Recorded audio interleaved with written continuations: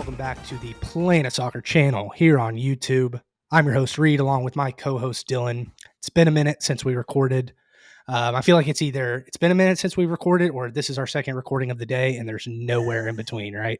That's how it feels. Not wrong. But guys, yeah, we do have day jobs, so sometimes those do get in the way of our side hustles.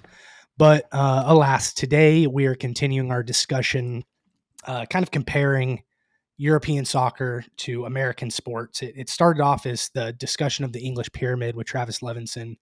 It went to us talking about the player progression, how it's different over here versus England. You know, over here you go high school, college, pro. Over there you get into an academy and you work your way forward. And today we're going to talk about a subject that honestly confused the ever living hell out of me when I started really following the sport. It's just the basic schedule, the European soccer schedule. Dylan, I feel like you're more on top of scheduling than I am. Maybe because of betting. Maybe I'm not going to go to any assumptions. But when we talk about European soccer schedules, what do you think? Like, do you think macro and then you think down to domestic micro level? How do you approach the European soccer schedule? Personally, I am very micro on it from a non club affiliated perspective. Obviously, as a Newcastle fan, it's more macro. But as like your everyday soccer fan and how I kind of got into the sport again, it is very much on the micro. It is who is playing today and why. And the why is what we're really going to dive into here a lot. Yeah. I mean, there's matches you can find European matches Monday through Sunday if you look hard enough. I think we've said before, like the availability of the sport, whether it's social media or watching games, there's always a soccer game on somewhere. It's crazy. And that's I think that's part of what dragged me into it a little bit. I hope my work is either not listening or does not care, but it's on in the background constantly. And the competitions and the different it's just like Spotify on in the background. Right. No, yeah. I mean, Newcastle's playing. My attention is a little bit higher on the game than if it's Spotify. But like today, we're recording on a Thursday. Probably not going to get out until the weekend or early next week because of my travel schedule. But we're recording on a Thursday, and we had Europa and Conference League on, and like it was just kind of background noise, background music, if you will, and occasionally glancing over and seeing what's happening. And that's kind of what really drew me in initially to soccer is the fact that you can always find it. It's always on. There is a very important match, whether it's September or whether it's April. Like there is an important match on. And then in the summer, you got the international competitions, which we're not going to touch on today. This is purely from a club perspective, but there is almost always club matches going on. If there is a continental or world competition, there's no off season, which is crazy to me. Right. Yeah. Yeah. You're watching or playing or following or reporting on the sport always. 365 days a year. And we're not even talking like baseball off season, football off season with trades and drafts. Like, no, this is actual games going on almost 365 days a year. And it is confusing when you first get into it. It is. You're like, why the hell is Newcastle playing in front of 2,000 people on Wimbledon, Wednesday? Wimbledon FC on a Wednesday. Yeah. Like, what are we doing? Why is this happening? But that's kind of what we'll dive into today. And it is part of one of the many things that makes the sport so amazing and so much fun to follow because it is so readily available whatever day of the week it is. You don't have to wait till Sunday like in the NFL or Saturday for college football, or it's also not like the MLB where your team is playing every single day, which can be a little bit daunting. There are games on, but it's not necessarily your team every single day. Yeah, you need off days to be able to consume your podcasts about the game, but then you don't want too many days in between to where you're waiting like 3 days out of the week for the next game. So let's start at the highest level of cups for European soccer. We'll start with talking about UEFA. There's 55 National Association members of UEFA. And each system, similar to England, has its own league or leagues or pyramid. And UEFA has three is that right, Dylan? 3 champions? Yeah, 3 continental competitions that teams from, I believe, every National Association member country a team from that country can qualify for each of those competitions. However, when you start talking about coefficients and such, it gets more complicated for a team from Belgium to qualify versus a team from England And or a I, team from not to cut Slovakia. you off, I No, you're good. promise we're not going super deep in on coefficients. If you want a Yeah, coefficient explanation, this is not going to be the episode for you. Because frankly, I have been following the sport for years now, and I fully don't still understand how coefficients work. yeah, So find somebody more qualified than us. This is going to be much more macro, as you said, kind of globalization or continentalization picture of what European football is. But we are not going to be diving into what coefficients are, how they're calculated. We'll talk about where they come into play, but that's about it because you want to talk about complication with what game or what competition is my team playing in, and then you start talking coefficients. It's a whole nother ball game. But yeah, yeah. UEFA is the overarching body, if you will, that oversees all of European federations, and they do have three different international competitions within itself that they host, that will pull teams based on that coefficient that we talked about and the league standings that we'll kind of dive Yeah, into a the little bit and how coefficient teams is qualify the for it. coefficient determines how many teams or where your team from your league starts in a given competition. The way you qualify for the competitions, which are the Champions League, the Europa League, and the Europa Conference League, is one of two ways. At least in England and the big countries, you've got your season, which it's only a regular season, guys. There's no playoffs, nothing. It's 38 games in the Premier League, and that's it. You know, you have to have a body of work to qualify for these competitions, or you can win certain cup competitions, domestic cup competitions, in order to qualify for the third tier. I believe it's only the third tier. Is that correct, or does the FA Cup qualify for the Europa League? FA qualifies for Europa. Okay, we'll get into that a little bit later. Just And keep again, that. that is a coefficient thing, Yeah, though. The bigger countries and England has multiple cup competitions, where most countries have a single cup competition. yeah. But For the sake of for clarity, all intents and let's purposes, focus on England because they'll just yes, you know we'll blur the make lines too things much. make things make more sense. So talking about the big one, let's dive into the Champions League. It's the one that's known around the world. You know the anthem. You've probably seen it on when you weren't expecting it, and odds are a lot of you have probably watched a Champions League final before, whether it was in the Messi, Ronaldo, Madrid, Barcelona days, or if you're tuning in to see Kylian Mbappe get knocked out in the round of 16, what have you. The Champions League is the Champions League. It's the most watched non-World Cup competition in world sports. The previous year, UCL and Europa League winner automatically qualifies. So the Europa League is the second tier continental competition in Europe.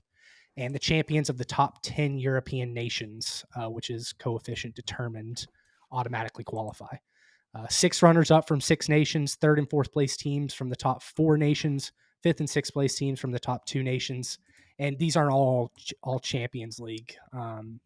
Well, they could be. We say we're not going into coefficient, but like the amount of teams. So like this year, the Premier League could get five teams in, which normally they get four. So it's always fluctuating which, where the cutoff is in terms of league standings. But typically in England, there'll be 6 to 8 teams that qualify for European competitions. Um, could it even be 9?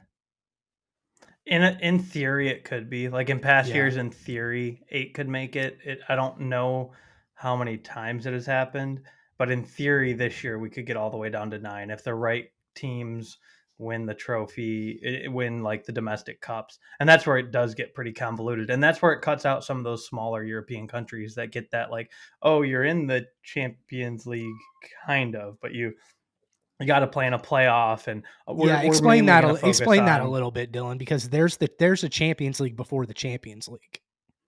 Yeah, and that is where those smaller countries that aren't in that top 10 of the European nations, like you touched on, the teams that don't automatically qualify will get to play in what is considered the playoffs.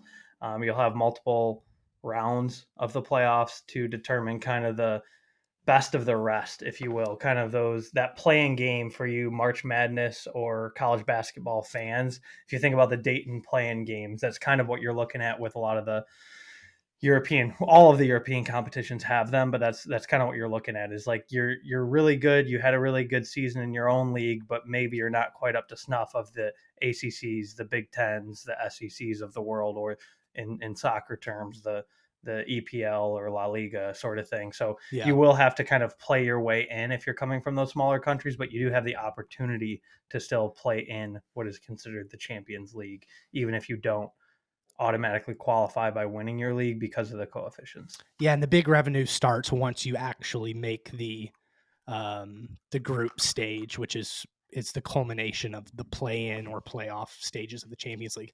I think the quintessential play-in teams are like second place in Eredivisie, the Scotland champion, Ukraine champion, those teams that don't automatically qualify from those top nations.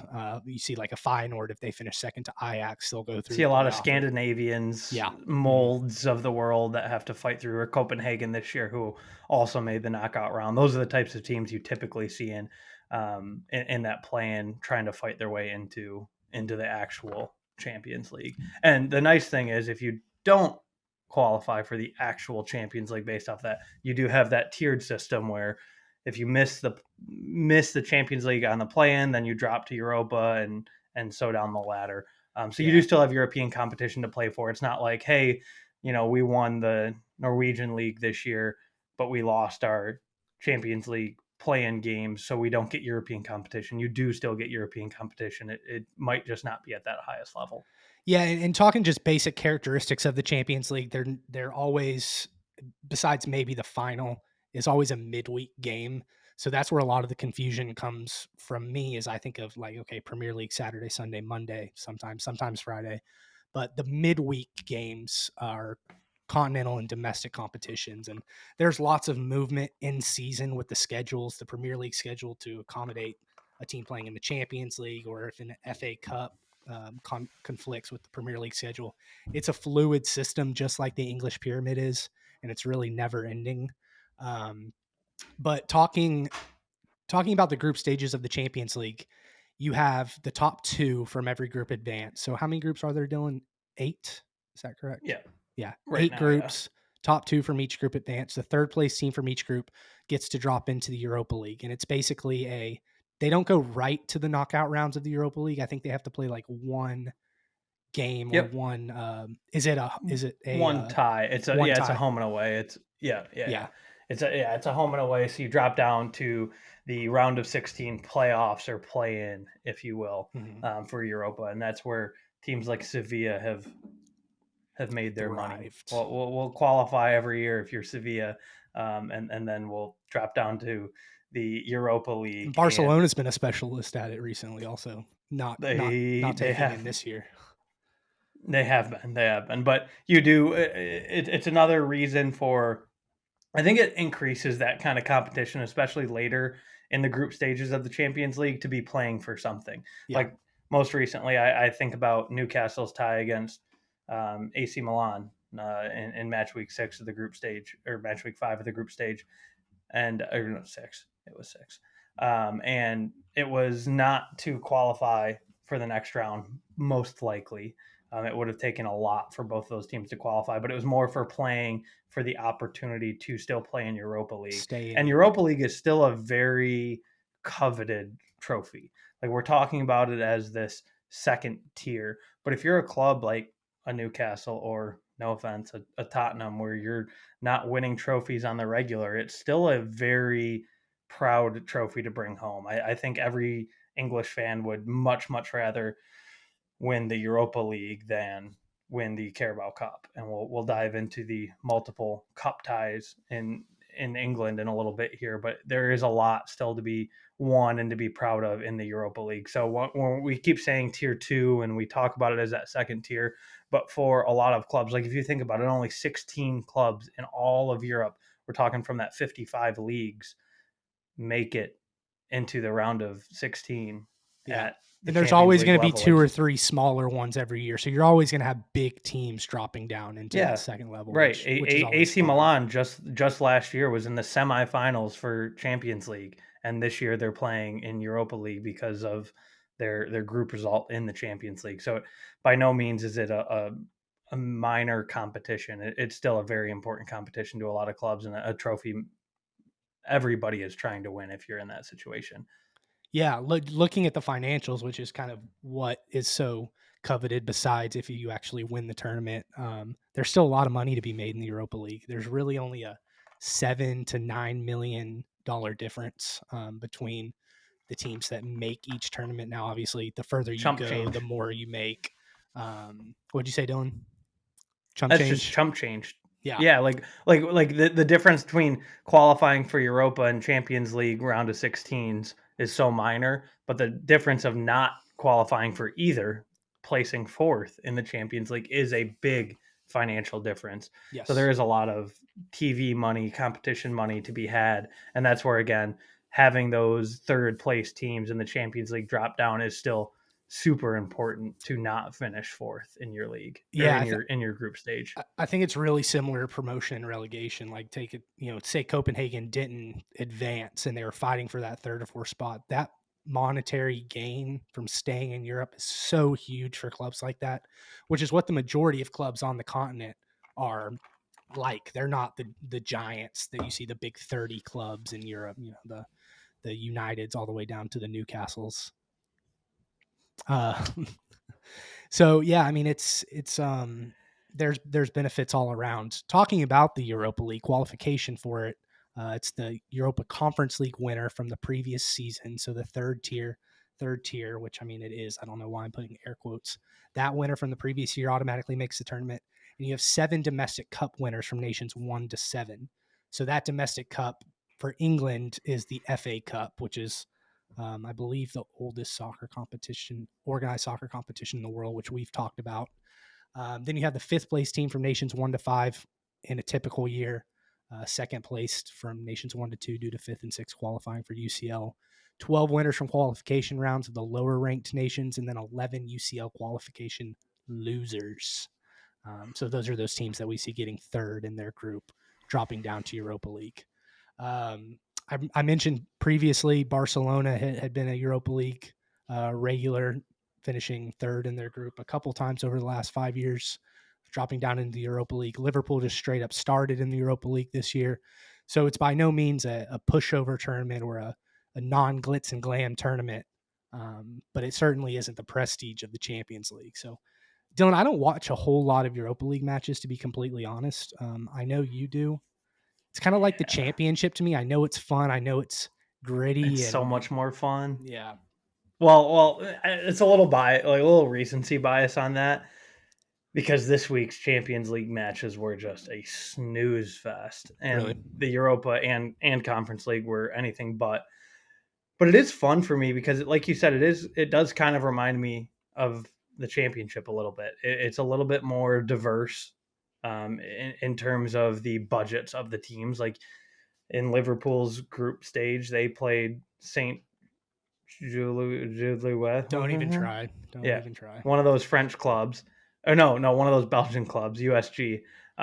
Just a very much a powerhouse in their own country. But when you compare them to Liverpool, it is night and day as terms of finances. So you do get a lot of that variety Yeah. in the Europa League, and then once you get to the knockout rounds, you get some teams that are just red hot, and some of those bigger clubs have to go up against them. Like Roma, for example, is for all intents and purposes a massive club. Today had to go play at Feyenoord, and that's just a very unique match that you don't get to see very often As a in a soccer fan, that's more of an. fun though. That's fun. It's so Roma and much Feyenoord. fun. That's awesome. You get that in the And, Champions and, League too, to be fair. Sheriff drawing Real Madrid a couple of years ago at Sheriff. That was pretty dope. But that's one of the things I love but about Europe just in general. it's more few and far between in the Champions League Yes. because Yeah. the cream does rise, cream of the crop does rise to the top, sort of thing. But you get a little bit more of that variety in Mhm. Europa and in Conference League, and that's what makes it fun for me. And I am a sucker. We'll plug this until one of them joins our show. I'm a sucker for Golasso, and you still get Golasso into January and February out of UCL or UEL and UECL. And it's just a lot of fun. You got a lot of games going on at once, a lot of bouncing back and forth. And if you're just casually watching kind of in the background. It's a really good way to consume the game. You're not obviously watching it from a super tactical standpoint, but just fun to kind of keep up on all the matches as they go on. And because there's more of them, even in the later rounds, it's a lot of fun to follow. Yeah, Dylan, while we're on this topic, I want to go off script and ask you a question. It's something that's been on my mind recently watching Leverkusen play this year.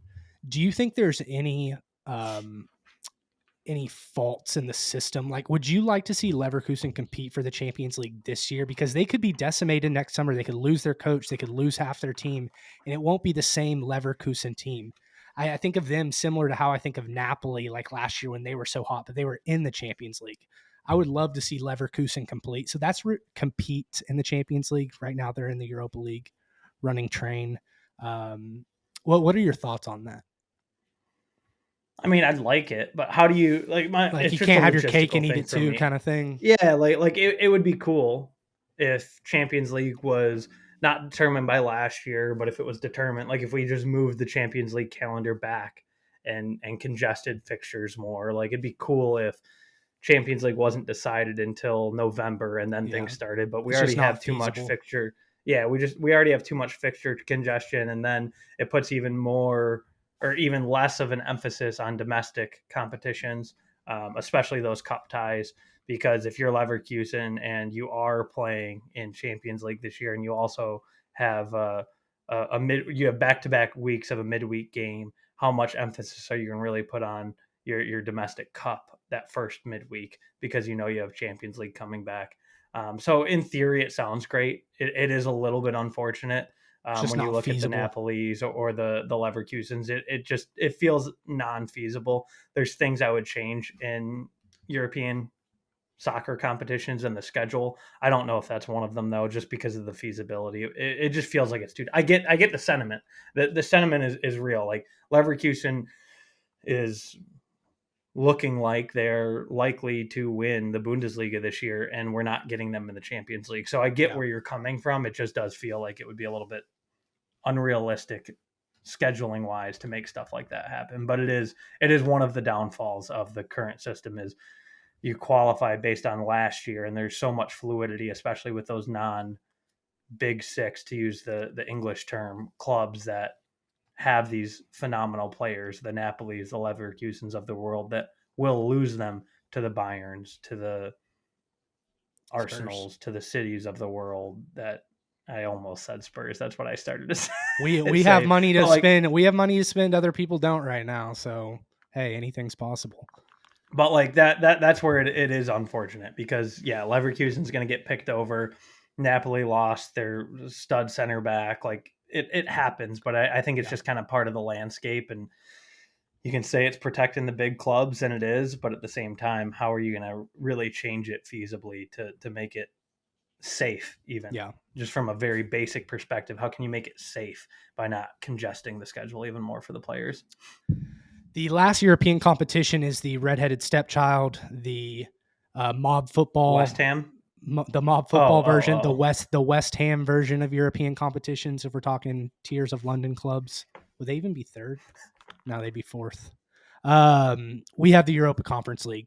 Tottenham, the year that I really started following football or soccer, was in the Conference League. It did not go well. It was a joke. We didn't take it seriously. And then I watched West Ham win it, and I'm like, might have been fun to take that one seriously. I think this is a competition. It's newer. I think it'll grow in prestige and grow in importance. There's still money to be made, and I mean you've got Lille, you've got Ghent. I mean there's not huge teams. Fiorentina, Eintracht Frankfurt. Um, so you don't have the Liverpools of the world most years, but it's still, like I said, it's fun. It's the mob football version of European competitions. You're going to go to weird places. You might go to war zones. You might have a travel ban to the country that your team is playing at. So very very interesting competition. I'm glad they added that third layer because I think it gives more fluidity to the system, and it gives little kids like West Ham the chance to be great. So good on the conference It league. it is it is funny though because it like Europa League, everybody's going to try. Like Liverpool fans can say, I don't care about Europa League because we're too big for it. But like deep down, your club, your manager, your players care. Yeah, it's a European But when you get into trophy. Champions League, or Champions League, when you get into Conference League, you start to teeter on that like Carabao Cup. It's like Yeah. that. I don't care until I'm in the final, and then if I win, it means everything. And if I lose, I go, oh, it doesn't matter. It's the Carabao Cup. Oh, Yeah. it's the Conference League. Like you, if you're a bigger club, but if you're one of those smaller clubs, it's an opportunity to face a West Ham in a final. It's the opportunity to possibly play a Newcastle next year at home when you're this small Norwegian country and you get to see the likes of Isak, or if somehow Spurs falters, you get to see a Sonny, play God at your forbid. tiny 5,000 person stadium. Like it offers a lot, and I think it does help from a continental perspective. That Probably helps interest level. scouting and player identification and stuff too. You know, it's hard Oh, to absolutely. it's Like hard to we get to talked those about Eastern with European countries to watch and like players. we talked about with Travis, like the opportunity for those players. Yeah. You talk about the early rounds of the FA, and maybe you do have to go play a Notts County or a Wrexham or something like that in a club that is very much smaller in the pyramid. If you look at the European pyramid side of it, and yeah, like you get the opportunity to go up against a Bruno Fernandes or Marcus Rashford or something like that in these smaller competitions. Um, yes, I'm sliding Man United. Have fun in the Conference League next year. They're But hot. you have that opportunity as a player to play against those guys to kind of show your worth. And like you said, it's very useful for player identification and that showcase for those players that are in those smaller leagues. Yeah, for the bigger clubs, I think it has a lot to do with the state of the club. You know, if you're sitting on 3 injuries, you've got two other guys that have played every minute of the season. You know they need a break. You don't want to be in the conference league, and that's just the fact of the matter. I want to use rooting interest and kind of the the amount of care put into competitions to transition to domestic cups. Because when you were talking, I heard a perfect little segue, and we're going to focus specifically on England, um, and talk about the Carabao Cup and the FA Cup. The FA Cup, when I listen to podcasts or YouTube channels that have guys, former players on the show, say like the Beckhams, the players from the 90s, 2000s, they talk about how much the FA Cup meant back then. Do you think it's losing its lore a little bit, Dylan? Just a That's little really bit? hard. It's really hard for me to say as a newer fan, Yeah. to be quite honest, And because I don't An really, American fan. yeah, I don't fully understand the FA Cup lore. Like I hear about it, I follow people that talk about it. We've seen the Beckham documentary. We listen to a lot of podcasts. But me individually, it hasn't lost lore. But I've only been a diehard for 4 or 5 years. Yeah. But I almost make the comparison to the old bowl games in college football. Really? It almost feels like something that used to have a lot of pageantry and excitement and a lot of care around it that is starting to kind of fall off because of the monetization of the sport. The You centralization a little bit. yeah, and the rich are only getting richer in English That's a football. good point. That's a good point. It, I've it, always it looked at like the almost Rose Bowl with a starry-eyed perspective, the Cotton Bowl, Sugar Bowl. yeah, Just being in the South, I and think they're there's more around me that cares about it. But I see the comparison for but sure. is it not losing its luster a little bit as time goes on? Like how I think the excited was Rose Bowl Dallas? is the one that won't. But yes, now that Y- it's not always Big Ten, Pac-12, Yeah, there's not the USC versus Michigan. You know, it's just you could have like Boise State playing Oklahoma, and it's the Fiesta Bowl in yeah. You 2007 you lose between some those of teams those was great. tie-ins and some of that. Yeah, right. You lose some of those tie-ins though, and some of that pageantry and excitement. Yeah, So again, I can't speak directly to the FA, but when I hear other people talk about it, that's the first thing I think of is those bowl tie-ins losing the tie-ins in mhm. American college football, and the sport as a whole only around that single competition losing a little bit of luster, and that is the closest comparison and really the only comparison I can make to it because I can't fully speak to what was the FA Cup like 15 years ago because damned if I know. I was watching baseball. You're watching If we're just being Miguel Cabrera on the completely Tigers. honest, right? Like, but from everything I've heard and read and watched, I feel like that's a really good comparison. Is kind of the monetization and, like you said, the centralization of talent kind of ruining that a little bit in the sport. The sport's still amazing. There's still plenty of really good competitions and things to get excited about, but it might pull away from the single competition a little bit. Yeah. So now that we've committed to backing into these domestic competitions, what are they exactly? So there's two in England. There's the FA Cup, the National Cup. It's the most prestigious. It includes all professional teams registered with the FA down to level 10 within the competition. So you could have literally Sunday, I mean, not Sunday league because Sunday leaguers aren't registered with the FA, but you know what I mean? Like kind of beer belly, like just doing it semi-pro. I mean, semi-pros is what we're talking about. That down to that level is considered semi-pro.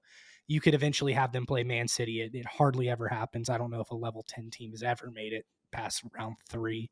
But theoretically, like anybody can win this competition. It's like putting all the college teams, all the minor league baseball teams, all the pro teams into one giant knockout tournament. Um, and it's single elimination up to a certain point, or it's that no, the FA Cup is always just single elimination, unless you get a draw, then you do a replay. Which, if Yeah. you watch the English game on Netflix, you see the origination of the replay. It was basically the president of the FA didn't think it was fair that they drew, and he didn't want to play extra time, so they're like, oh no, you can come to our place next week and we'll play a replay. So kind of interesting. And we're still playing. We're still playing by We're those still rules. doing it, baby. Old habits die hard. But like when you look at it from that macro of a perspective, it is kind of crazy. It is Like if you very really crazy. think about it, it is like if Toledo baseball played, let's just even keep it regional, the Mud Hens of AAA. And like that is a massive talent difference. But the opportunity for those fans and those players, it's kind of incredible. Like it is very exciting. Like, last year Wrexham, who was not even in a League Two spot at that point in time, was 5 minutes away from playing Spurs. Less than And probably. Yeah. like stuff like that happens And we could have all the gone there time. to Wrexham, which would have been crazy. Or Newcastle losing to Cambridge United 3 years ago. Like just stuff like that. That is the one thing that does kind of keep the magic, and that's where I almost compare it a little bit. The magic that is still left in it, I compare to March Madness in that aspect from an American perspective, because you do get those Cinderella stories. Rarely are they going to make the Final Four or even the quarterfinals of the FA Cup, but you do have the opportunity for that to Every once in a happen. while, And when you have that the does Loyola. happen, Every once in a yeah, while. like yeah, they'll make a little bit of a run. Shout out Sister Jean. Like But they're every never going to now and then win. you'll get no, never going to win. But that run is just so exciting and so much to play for the players and the fans, and just money, just just the opportunity to again just see Erling Holland play at a League Two side. Like you don't get that in American sports. Like Or a you're League not Two gonna side get play at the Etihad against Erling Holland. right. It's, you know, Right. Like the US Open Cup in American soccer was so close to trying to do that for so long. And they have a whole nother episode since gone away from that and very much wanted to make it more of a league specific trophy and take their teams out of it or play their academy teams. But like there was a thought in my head when Messi signed for Inter Miami. Lionel Messi could play at Detroit City FC in front of 5,000 people. Like that is a crazy thought to me as an American fan, but that's like a normal thought in England. Like yeah. there's always that possibility that your local club could win one or two games and get Erling Haaland 2 weeks from now walking through the doors, having to go through somebody's living room to get to the dressing room. Like that's a real possibility in England. And that is what makes the FA Cup, or really all of the domestic cups in Europe, so special. There, we talked about it when Travis was on, but there was that, I think, sixth tier side in France when they drew PSG in the, Yeah. forgive me, I don't know what the French domestic cup is called, but they drew PSG They and were in the their players were locker room, weren't ecstatic. they? It looked like a really Yeah, bad high yes. school locker room in Yeah, it looked America. like a high school locker room, and they were ecstatic to And they get their knew they were going to teeth lose kicked 5-0, in. but they didn't At care. least 5-0. Well, 12-0 if PSG gave a shit, but they Yeah. don't care because it's just, again, it's that opportunity to have that experience. And that's something that I think goes a long way in the development as well. Like, if you just always have that, it's that kind of carrot dangling. You always have that other, oh, maybe if I just play one more year, I can play in front of Mbappe and PSG. Like, there's Yeah. that kind of carrot dangling in front of you that's super exciting that American sports we just can't comprehend because you have your pro league, your pro teams are playing your pro teams, and everybody else is below them. But that like kind of commingling of pro teams is super unique to European soccer, and Yeah. it's so much fun, man. I absolutely love the FA Cup. I wish it was a little bit more competitive and upset heavy, like it sounds like it used to be. But it's a lot of fun to watch. Yeah, it is. I think Jacob DeGrom's never going to walk into TCU and pitch against TCU in a America's Pastime Cup. But Erling Haaland sure could go to the far stretches of Wales to play in an FA Cup against 1,000 people. And that's just so cool. The second cup is the League Cup, the EFL Cup, the Carabao Cup. It's Hey, far less prestigious. It changes names, sponsors every so often. Dylan loves the Carabao Cup, and Chelsea right now loves the Carabao Cup, and I think that's the kind of the crux of the Carabao Cup. It's like Chelsea sitting 10th, and they could win a trophy this year. So for the big clubs, that's the pool, the carrot dangling. Hey, you can still get a trophy and maybe the worst season in the last 20 years of your club. Um, you have here most big clubs don't try. I agree and disagree. I think they're hopeful in some instances. I mean, you saw Oscar Bob get his start with Manchester City in the Carabao Cup, and I'm sure Colt. I don't remember, but I'm sure Colt Palmer started his City career. Now, obviously, he's at Chelsea. I'm sure he started it in the Carabao Cup games. You get a lot of those upcoming academy prospects for the bigger clubs playing in the early rounds of the Carabao Cup. However, it's not all teams. It's just the top four levels in England. So there are less teams that finishes earlier. The FA Cup pretty much extends the course of the season. It's another midweek competition just to throw you off a little bit more.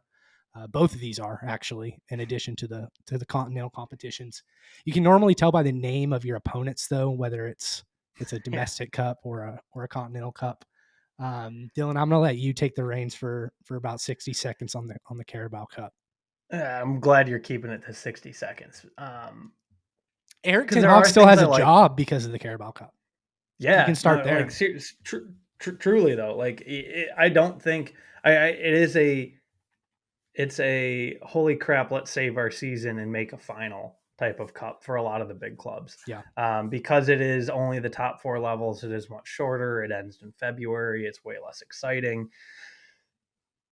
And it is totally like I said earlier, like you don't care until you care. You don't care until your team's lifting that trophy. Is however all the big clubs, all of the probably top 10, I would say, clubs treat it. Obviously, City Spurs down to hasn't won Brentford. City down to Brentford. I'd say everybody in Spurs hasn't between. won a trophy in forever. Newcastle hasn't won a trophy in even longer. So, like, if our teams were in the semifinals or us last year in the finals, we care a whole hell of a lot about it. But if Man U Or you could lost be that, us they and go, fire oh, Jose Mourinho a week before the final. Because that's what we did. also an That's how much option. we cared. Also, Sorry to interrupt you. also an option. But like, if Man U lost to us last year, I guarantee Man U fans would have been like, "Oh, I don't care. It's the Carabao Cup. Yeah. It's the EFL Cup. It doesn't matter." But to Newcastle, a team that hasn't won a trophy, a team on the come up, it is everything. You were Just never winning shy a about your passion for y'all's run last year, oh whether it was no, the like fourth I round wanted, or I still, I would, and oh god, I would probably catch some flack for this. I would rather an EFL Cup or Carabao Cup than qualify for the Champions League. And I know financially that makes zero sense, but when your club hasn't won a trophy for 60 some odd years, you just want a trophy. And that's yeah. the opportunity for a Spurs, a Newcastle, these big clubs that never quite get the chance to overtake the really big clubs. This is the competition for you to get a trophy and for your players to learn how to play in those incredibly important games. It's not every day you get to go play for a trophy at Wembley. Like Yeah. it's not every day you get to go play for a trophy to guarantee European competition next year.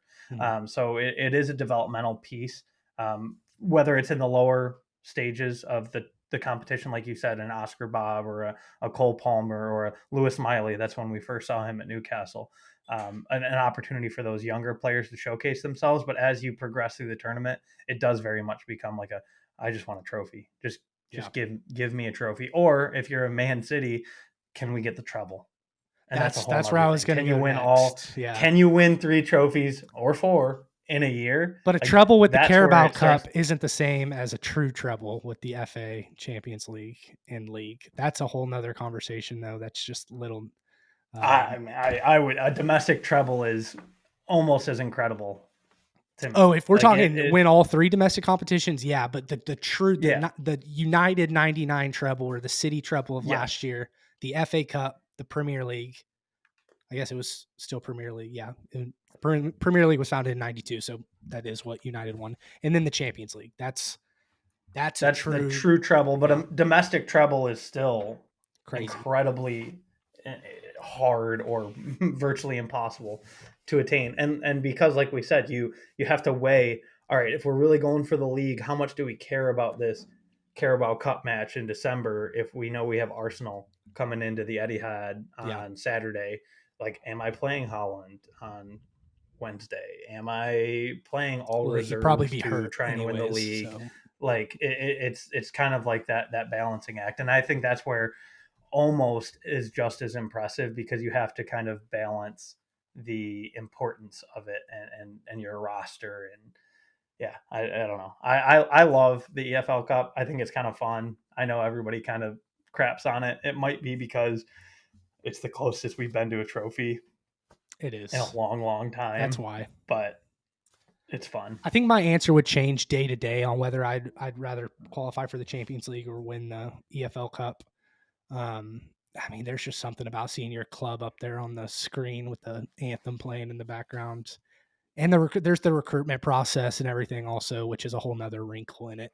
But Dylan, I want to end this episode by asking you 2 questions. If you are an American getting into soccer, you've just picked a team, you're not diehard, you're not in a WhatsApp group with 5 guys that live in that country, and just living and breathing the sport. What should you prioritize when we're talking about these cups, specifically the Continental Cups, going back to Europe? Do you want to see so, like, for instance, when you guys were playing AC Milan, obviously you wanted Newcastle to win, but is there part of you that wants Pulisic and uh, Musa to go through, or if you weren't as diehard Newcastle, is that something that's feasible for Americans to think? That's the It first. depends on That's how the you first want question. I'll let you answer that one first. it depends on how you want to consume the game, and that's what's kind of cool. Like if you, like we've said time and time again, to really truly fully appreciate and fall in love with the sport, you need to hitch your wagon to a club and be all in. And if that's Yeah, the route you're taking, obviously you should support the club over the national team. However, if you want to be a little bit more casual with it and you kind of have more that American perspective where a lot of American fans, looking at you LeBron fans, are more fans of players than teams, then there's nothing wrong with that. Like if you're I mean, there's not like I guess has some integrity, but especially as fluid as the European soccer landscape is, and especially as far removed as we are as Americans yeah, from yeah, that okay. European You're relating it landscape. to European soccer.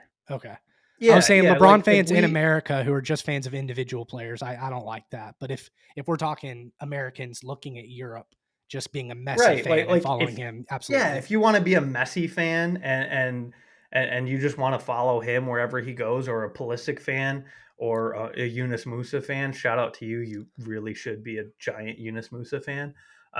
Then I'm all for it. If you are trying to ingrain yourself in the game and really embrace the culture, club should always come first. For Yeah, I me think and that's a you, good club will barometer. always come first. I think But that's a it good depends on barometer kind of what you're looking for. for how far in you are in your soccer fandom. If you're still like, if you're excited for the September international break because you want to see the USMNT play, you're probably still not a true soccer fan yet because that international break is the most annoying thing on the fan. Of course, I love watching the USMNT play, but it's you learn to prioritize club overall, except for when the World Cup comes around. Well, if Berhalter wasn't our coach, we might feel different about Yeah. our passions for USMNT. But I do get what you're saying. Like if you're really going all in, like pick a club, prioritize your club. But if you are newer to it, or you're just more of a fan of the sport and the US, then I'm not gonna hold it against you if you Yeah, I won't hold it kind of in the against you. back of your mind are root. And that was I hope there's not too many Newcastle people listening. That was like the one silver lining with us not making Europa League. It's like, hey, at least it was to two Americans. like, do I want to lose to Gio Reyna and Forrest on a Saturday? Hell no. But if I have to lose in Champions League to see two Americans advance, it's better than two Americans not advancing. You're much more That's what's kind of accepting than cool. I am. I'm like, screw it. I don't care about you. Yeah, I don't know. Maybe it's a little rose and It is a blue good colored way glasses of to, me and being excited about the American future and yeah, knowing the importance of the European competitions. Like I know how much better Pulisic and Musa will be for playing continental competitions for another 2 months. Like that will yeah, make them infinitely better players. So that's like kind of a silver lining. Again, much rather Newcastle be playing in Europa League today than AC Milan, but it was kind of like if we're gonna get knocked out by somebody, at least it's two Americans sort of thing. yeah. It's also a good way to tip the scales in neutral games. If you don't have a team rooting interest, if there's an Mm. American on obviously on one team, then you can kind of naturally lean that way. Last little thing to hit on: what works, what doesn't. So I want to introduce the NBA in season tournament here and tell you guys how the NBA saw the FA Cup. I guarantee you they saw the FA Oh. Cup and heard about it. Somebody watched something or listened to something in the NBA front Somebody office. watched Ted Lasso and Yeah, went, "Oh wait, yeah. There's no history or cachet. It just started this year. It was an absolute joke to everybody involved. I don't even know who won it. Lakers, Clippers. I think an yeah, LA team LeBron got won. a ring." Yeah. Um, so it is being emulated now, that European system, and I'm sure there's Asian leagues that do it. We have the U.S. Open Cup here. It's not as comprehensive or as prestigious, but it's not something that's exclusive to Europe, which is important to understand. But they did it first, and they do it best, I believe. Um, Yeah, and from an NBA Cup perspective, like I do get the value in doing it, especially in a league like American sports where you're resting players yeah, constantly, and we don't see that in European soccer, and that's another thing I really like about it. You can't you afford you to. tune in. You tune in on Saturday if James Madison or Alexander Isak or Erling Haaland are healthy, they're playing. Yeah, And in the NBA, it's like, oh, you could tune in on a Thursday night, or like me last year, I went and saw the Bucks came to Detroit. Giannis just sat, just nothing wrong with cause, them. just Just didn't feel like needed a it. rest, just needed to They chill out for actually a night, they changed the and like rules to that's where what you can't win MVP unless you play a certain amount of games now, which play a certain number of games. So yeah, like Joel leagues Embiid's are like 3 trying games away. So, leagues are like trying to combat that, and I think that's where the NBA's implementation of this was another attempt to combat that. Is like, hey, let's throw some money at these players, let's throw some money at these organizations and make them care about these regular season games. The weird part in comparison, the NBA Cup, the group stage games were also regular season games, so it's yeah, that was very much weird. not like That was for weird. like. They didn't like add games into the season. um, but that was a They like you heard said, an Klopp attempt. complaining about fixture congestion and said, "I will just make it count for the season." Seriously, it looks like somebody just scrolled Sky Sports and went, "What are they doing over Yeah. there?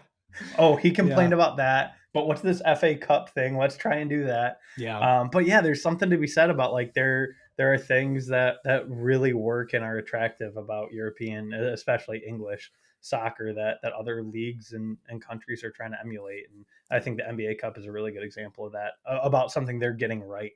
Yeah. The other thing that they're getting right, and this is going to be at some point a whole nother episode. We're approaching 50 minutes, I was debating so I'm saying not this going or to go not. on a tangent. Not going to go on a tangent, but promotion and relegation is another very stark contrast. We've talked about the competition and the pyramid system and the ability to move your way up the ladder. That's not available in American sports right now. and likely never will be. Certainly won't ever be available in basketball, baseball, football, and hockey. Mm. There's a chance at some point maybe it could be available in soccer. I don't think it will ever happen. There's too much invested with those big clubs. As long as Stan I think it Kroenke's of does. the well, I guess Stan Kroenke owns Arsenal, so Yeah, that's not an issue. but he Those owns type of Arsenal. those types He of doesn't people. own Crystal Palace, who someday could get True. relegated. He owns a True. club that will never get relegated, Yeah. and that's what he also owns in Well, Colorado we can hope. Rapids, I believe.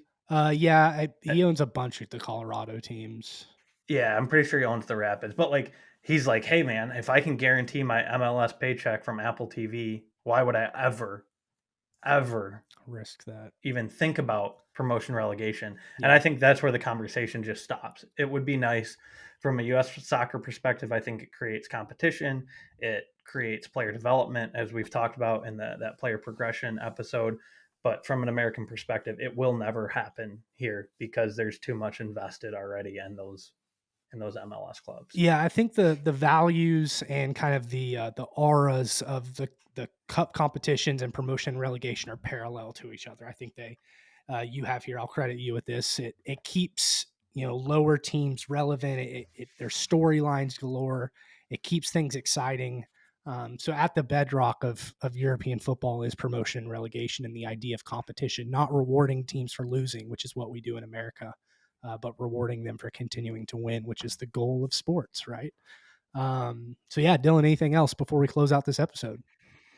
No, I feel like we spent 50 minutes and there's another 50 minutes that could be had. So there's plenty more to learn about, especially if you dive into the non-English competitions. Promotion and relegation works a little different in Germany, for example, and so does the domestic cup. But as Americans, the primary focus, and really as soccer fans, the primary focus is always going to be the EPL. It is the Premier League for a reason. Most And accessible. yeah, I highly recommend throwing on Golasso on a Thursday in the background of work because There's nothing better than some 1 p.m. electric stuff going on. Knowing I have Golazo to turn on just gets you through that last little stretch of the day. It's beautiful Guys, thing. We appreciate y'all watching as always. Make sure to interact with us as we go through this series. It's a very interactive series here that we're doing, talking about our perspective and what we see in Europe versus America in sports. It's something that I don't hear talked about very often on a public platform, just kind of in small social circles with very niche groups. So interact with us. We'll respond to your comments and reference them on the episodes, and give us a subscribe because that helps us out a lot, helps us with the algorithm. And we hope y'all enjoyed listening. We'll talk to y'all next time.